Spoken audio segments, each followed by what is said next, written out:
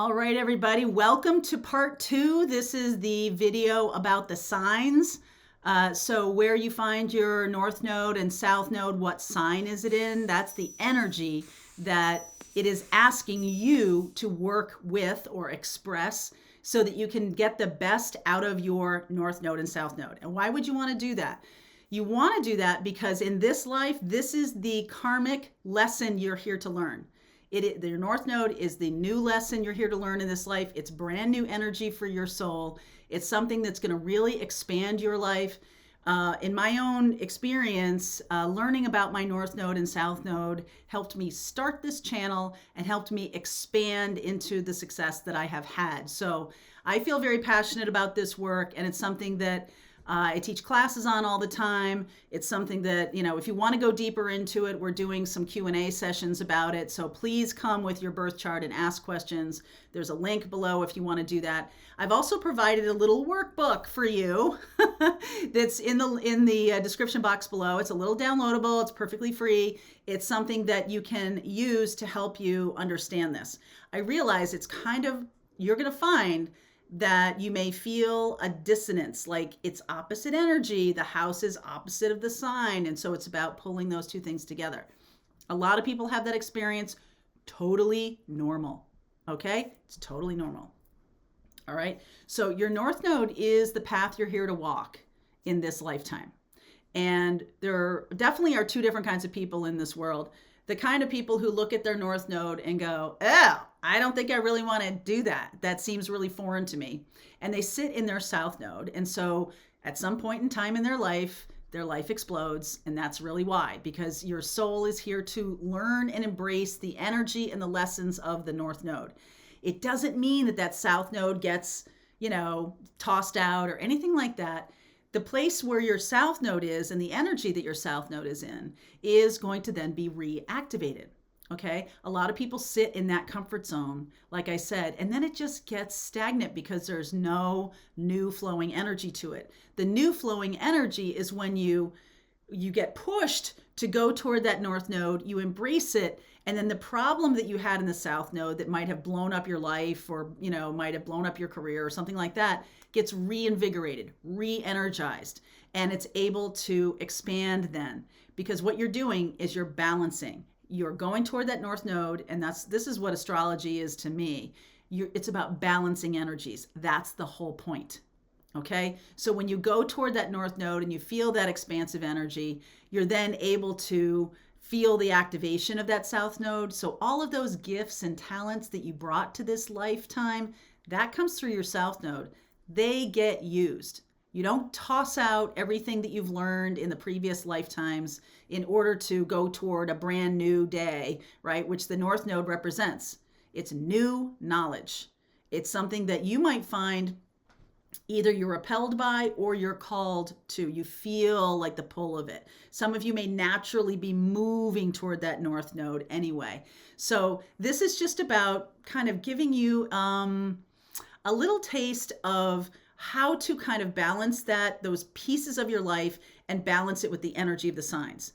In the previous video, part 1 of this, I went through all of the houses as they're paired. First house and 7th house are paired together. Second house and 8th house are paired together. 3rd and 9th, 4th and 10th, 5th and 11th, and the 6th and 12th. Those houses, first pay attention to the house. That's why it's part 1. Isn't that ingenious, right? First part, pay attention to the house. The house is the area of your life that is impacted. The experiences, the life experience that you have. Now, this video is about the sign it's in. So if you have your North Node in the 8th house, what sign is it in? My North Node is in the 8th house and it's in Gemini.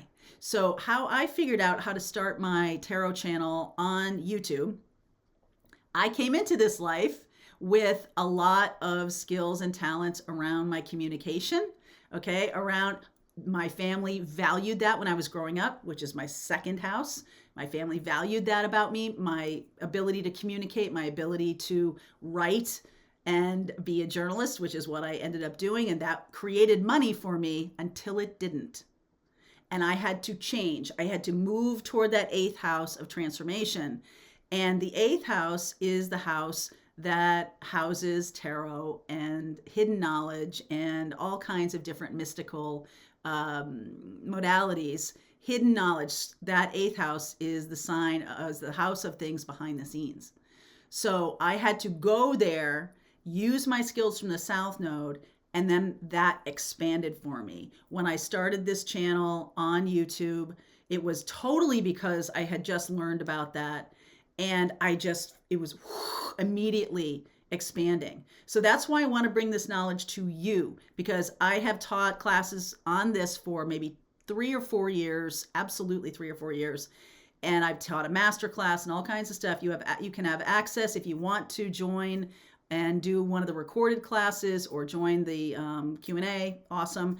To me, it is one of the most valuable ways of understanding your astrology and your astrology chart as it relates to your life path. What am I doing here? What is the language that I'm here to learn? What is my karmic lesson?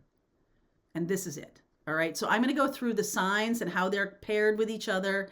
And then you take that little worksheet that I gave you and you start filling it in and you start working with this information. So we're going to start with Aries and Libra as the first pair.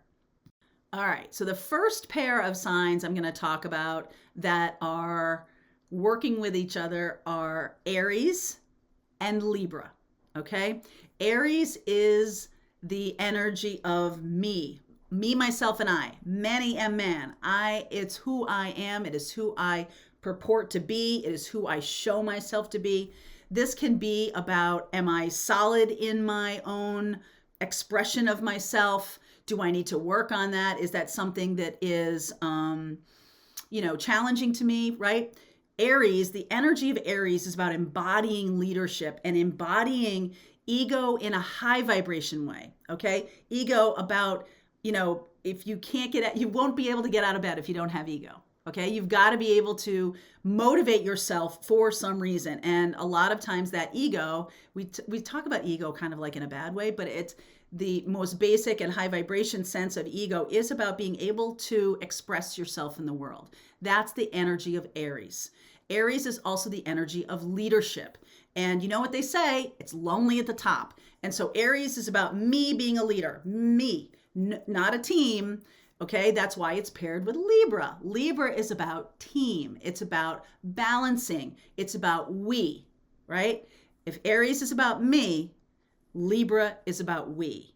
So in that Libra energy, it can be about an intimate relationship or it can be about team, but it's always about the other.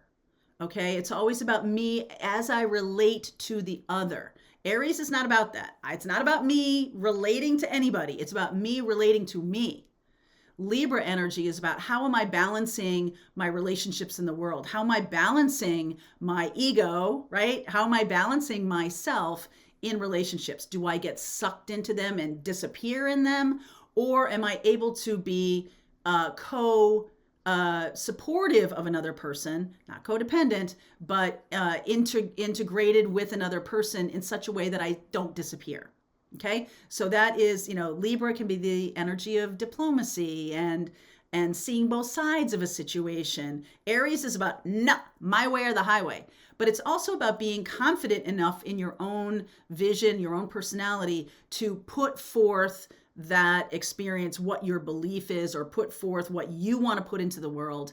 And that's the most important thing. It's not about, oh, I wonder how other people are going to feel about it. That's Libra energy. Libra energy is a little bit like, pro and con, pro and con, pro and con. Aries, I'm doing what I'm doing. Okay. So you can see how those two energies are opposite and also complementary. They complement each other because it is about how we're putting ourselves in the world and how we're dealing with the experience of being me and being we. All right, the next set of signs is Taurus and Scorpio. And Taurus is the energy of, am I safe? And it's the energy of what I value. It's ruled by Venus. It's the energy of love and money and what it is that I feel has value in my life. It's also the energy of stability. So there is this sense of like, things don't change that often. Like it's traditional. It's about anchoring in a belief system and sticking with it. It's, that's really what Taurus energy is about. Scorpio energy is very changeable, okay? Scorpio energy is about transformation.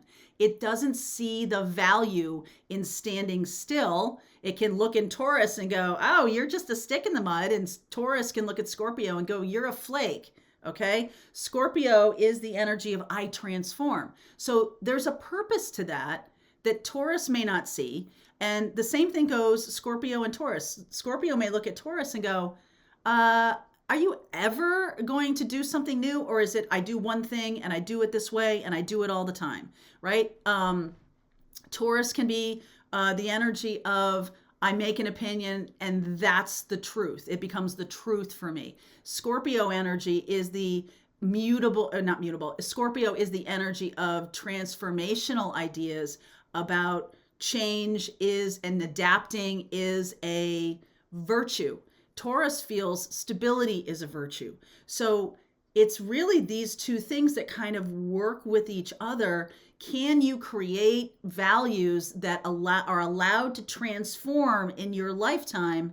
Or are you saying, I'm all about change. I don't want to create any roots anywhere. And so everything is changeable. The Taurus energy is more about, I'm a rock and I never leave this spot. Right? So you can see the low vibration of that, but you can see the high vibration of that. The real high vibration of that Taurus energy is beauty and comfort and joy and feeling, having roots and having family and having long history and things like that. There's a real sense of security and stability in that. Scorpio feels security and stability when they're changeable, when they're able to move, when they're able to transform, when they're able to unearth. Scorpio energy goes really deep. It is about the deepest connection between two people that you can have. Scorpio is that energy, and it's transformative. So having a Scorpio can look at Taurus and go, you made an idea about a person and then you never went any deeper, and I don't respect that. Taurus can look at Scorpio and go, you're always changing your ideas. I don't know where you are. So you can see how those two things can be opposite, but they can trigger tremendous growth. Taurus can trigger growth in Scorpio in that, hey, it would be great to put down some roots. You don't have to be a rolling stone your whole life. And Scorpio can evolve the Taurus energy in that Taurus is like seeing comfort in change, seeing comfort in the newness of things, seeing comfort in, it's almost, this is kind of a silly example, but I always found a tremendous amount of comfort in the first day of school. Okay. It's like, it's all different. It might be a new school. There might be new kids. There might be new things, right? That's very Scorpio energy, but it happens at the same time every year. Every year we go back to school. We go back to this connection, kindergarten through 12th grade, whatever. I happen to grow up in the same town, going kindergarten, nursery school through 12th grade. And even so, even as consistent, Taurus, consistent as that was, every single year felt different to me. So that's the balance of the Scorpio energy, that, that change, that jizz you get, that newness, like the coolness about that. And then the Taurus energy of it feeling stable enough so it's not throwing you off. It's not, it feels comfortable. It feels like, ooh, exciting, but still comfortable, right? You're like, know what you're going to be doing. You realize it's the first day of school and you kind of know, but you don't know. Okay. So that is the Scorpio and the Taurus energy. That is that couple. Okay. So the third set of signs are Gemini and Sagittarius. Okay. And Gemini is really about communication. Gemini is being able to speak your truth and have a voice. And it's about your beliefs, okay? The energy of Sagittarius is more about adventure. It's more about expression of the truth based on universal principles, based on a belief system that you're connected to, religion or philosophy. It's about expanding one's belief. So the Gemini energy is about the voice, my voice, being able to communicate my beliefs and my awareness and my systems that I create. But Sagittarius is more about there's a bigger thing out there. There's a bigger truth out there. And so I'm going to seek that. So the Gemini energy of I express, and then the Sagittarian energy of I seek. Okay. This really has to do with issues around speaking your truth. Communication is critical to your soul's evolution. And depending on which way this energy is flowing, if your North Node is in that Sagittarian energy, you may lose your voice about your own beliefs. You may, over the course of your life, go, oh, I used to believe that, but I don't believe that anymore. I'm going to go toward that energy of Sagittarius and explore new ideas. And I'm going to do that, and then I'm going to be able to balance it, right? Then my Gemini gets activated again, and I'm going to be able to communicate based on what I've learned. Sagittarius is the energy of higher learning. It's the energy of being tied to something bigger than yourself, or being happy to be connected to something bigger than yourself. And so you're willing to espouse now, you're learning something new, and you want to trumpet it from the highest mountain. With these two energies working together, you really bring some new insight by balancing these two things. So not only are you learning something new in that Sagittarian energy, but with the Gemini energy, you're able to then speak that truth in a much more balanced way. So sometimes people can get, if it's the reverse, if you are coming from that Sagittarian energy where you had a belief system growing up, you were part of a very a religious family, or you had a very strong belief system as a family, then when you get out on your own, it's about having your own voice and what do you believe in. So balancing these two is about learning new things, and it's also about communicating them and how you're talking about them in the world. That is something that is on your path as part of your spiritual expression. The fourth combination, or the fourth set, Cancer and Capricorn. Okay. Cancer is known as mother. Capricorn is known as, you guessed it, father. Okay. So the energies of Cancer, very nurturing, maternal, loving, generous, home, hearth, all of these kinds of energies, this kind of beautiful, I'll take you into my arms and I'll nurture you. The Capricorn energy is about get out there and get a job and and make me proud, right? It's about putting your expression into the world. It's about, day to day, one foot in front of the other, really putting in some diligence, some discipline, some very directed. It's also public. Capricorn is energy of like putting out into the world. It's what I put out there that matters. The nurturing energy of Cancer is what comes into my heart matters. So this mother-father energy, for all of us who went to mom when dad said no, or went to dad when mom said no, which is usually what happened to me, you can see how those two things would have different points of view and different reasons for doing things. And so if you're Cancer Capricorn pair, if that's your North Node, then I've seen a lot of different Cancer Capricorn pairs. In fact, when I teach this class, there was one time I taught it when everybody in the class was like a Cancer Capricorn pair. And it was all about, do I go out into the world and be in a job, but I don't want to, I want to stay in the home. There was a lot of that kind of energy. And it's more about the expression of your energy. So of course, you've got to figure out which house it's in first. But the expression of Cancer energy is just as you would imagine. Cancer is about I belong. That's the nature of it. So even if this is getting a job out there, you need to feel like you belong. You need to feel like you're at home. You need to feel loved and validated and nurtured and valued. Okay. That's that Cancer energy, if that's your North Node. If your Capricorn is your North Node, it's about your expression in the world. I mean, Capricorn is much more, I have my notes here, but Capricorn is much more the energy of I pursue. Ta ta ta ta. It's more of an Aries kind of energy in truth. This may be something to do with becoming powerful in the world, becoming, making a mark in this world in terms of your career. And Capricorn represents a respect for hard work, for diligence, for structures and rules, and this is how we do things, and all of that. Capricorn represents that. Cancer energy is much more the soft and kind. Oh, don't worry, we'll work it out. And so you can see that, and the Cancer energy is just a very like, you're home, we'll take care of you, kind of a feeling.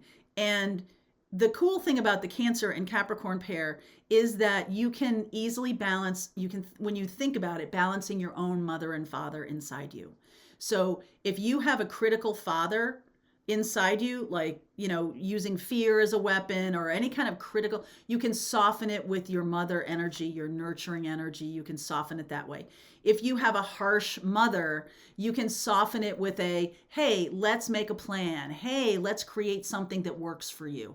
Okay. So you can soften your own energies inside you. And it goes for all of the pairs, but especially I think for Cancer and Capricorn, to me, those energies of mother and father really speak very loudly.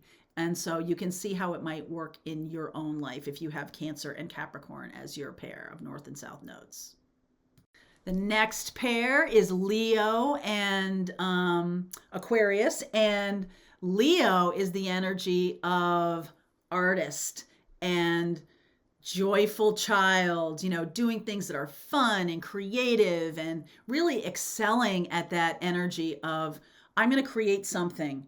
It is the energy of I create, and it is about putting yourself out there. When you create, when you're a songwriter, when you're an artist, when you're a tarot reader on YouTube, when you're creating something that is it could be artistic, or it could just be like it's coming from your soul. The Leo energy is about getting it seen.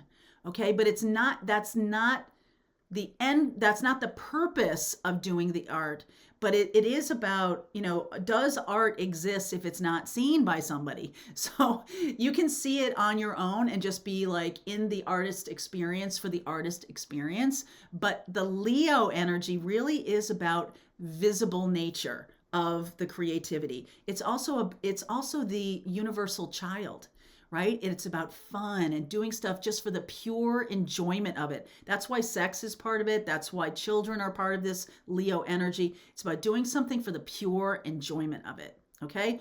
Aquarius energy is about doing it for the greater good. So doing something for the greater good, being a rebel and being a, innovator for the greater good. That's the purpose of it. So art, back to Leo, art can have a value to humanity, but that's not why Kurt Cobain wrote that song, or Bob Dylan wrote that song. They weren't thinking about like the service of humanity. They were thinking about, this is my art. They were thinking about, I want to express myself, right? And the Aquarius energy is more concerned with we. It is a me versus we, another me versus we. Remember back in Aries and Libra, that was about relationship. This is about innovation. Art is innovation, right? Know the rules like an artist, know the rules like a master so you can break them like an artist. And real art gets made when someone is a master of the rules, okay? Master of the watercolors, or master of the sculpture, the clay, a master to know how to work with it. And then you break those rules, and that's what creates art.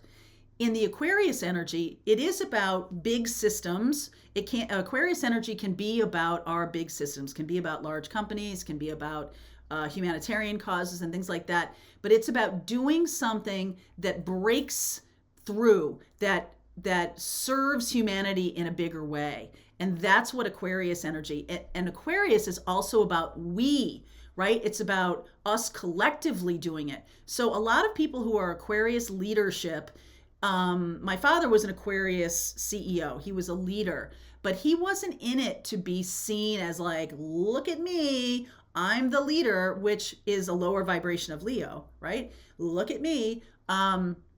He was in it for the greater good. And he always was thinking that way, like, how can I, how can I create systems in my company? How can I break through log jams of things to create something totally different that services humanity? How can I do that? He was always thinking that way. He was always that way about the team too. The team, he wasn't, it's like an architect, it's a team, right? The team gets the glory from something that is innovative. Leo, it's about me getting the glory, and not in a low vibe way. I mean, it can become a real ego thing, but it really is about, I am the vessel through which the art flows.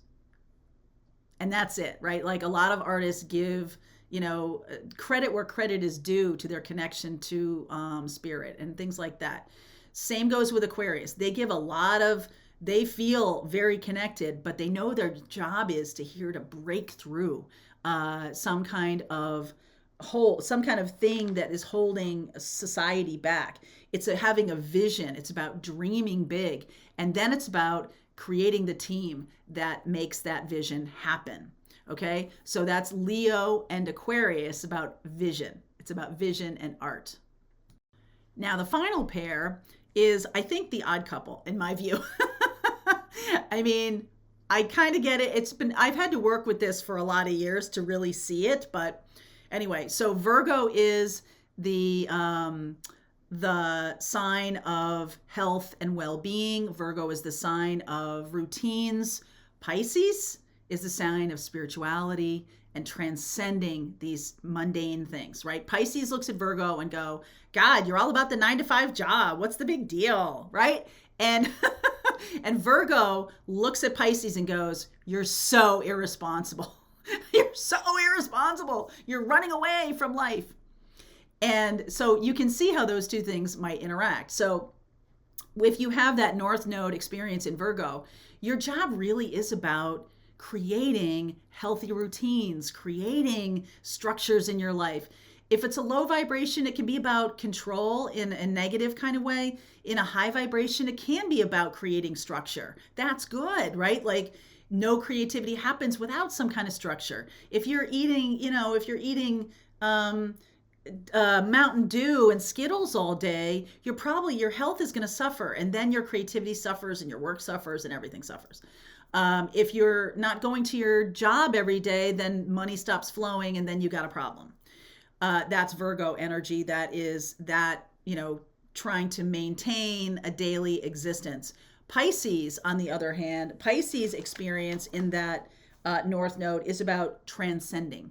It's the ruler of spirituality. It's the ruler of, untethering yourself. It is really a very karmic house. Okay. It is about untethering yourself from so much 3D experience and, zooming around, being a shaman, and being, a lot of the 12th house has to do with solo trips in the spiritual sphere. But I feel like the lower vibration of Pisces can be escapism, right? Can be magical thinking, can be, not tethering oneself to a day-to-day routine. And so I can see how those two things might work together, that you need a balance of a daily routine and a healthy eating and to keep yourself in good shape. And you need the balance of exploration in a spiritual realm. The lower vibration of that Virgo energy is too rigid. It's too controlling. The lower vibration of that Pisces is escapism to the point of addiction. Okay? So it really is about balancing these two things. And how can you do that in a way that is going to bring this karmic path that you're on to a healthy reckoning, okay? Because we're all here to learn lessons. And in every single pair, in every single connection of all of these signs, the Aries Libra, Scorpio Taurus, Gemini Sag, Leo Aquarius, and Virgo and Pisces, it's all also always about balance, okay? Can you balance these two things? If you become too much on one side, you're upending the balance. And I feel like when that happens in your North Node, South Node, when you become, and most people become too heavy on the South Node because it's familiar, okay? And in this life, you're being pushed to learn. That's the purpose of being on this planet, is being a learning vessel, somebody who can learn something new and bring it to everybody else. You all need to help me. I need to help you. And understanding your North Node and South Node can help you activate those energies and help you live the life, live the purpose you're here to live. All right, so that's all of the signs. And I want to say that if you're interested in, if you have questions about this, please feel free to jump on one of those Q&A sessions. Please feel free to take the deeper class. There's so much more to this than I have been saying in these videos. I wanted to give you kind of a awareness and a primer about North and South Node. There's also that workbook. Don't forget about getting that downloadable workbook so you can work with this energy. And then drop me a comment. Let me know how you feel about these kinds of videos, how you feel about understanding and learning different pieces of your astrological birth chart, or about any kind of topic, any kind of spiritual topic I might bring to the table. Please drop a comment and let me know what you'd like to see on this channel. All right, because we're co-creating together. So thank you very much for being here, and we'll see you soon.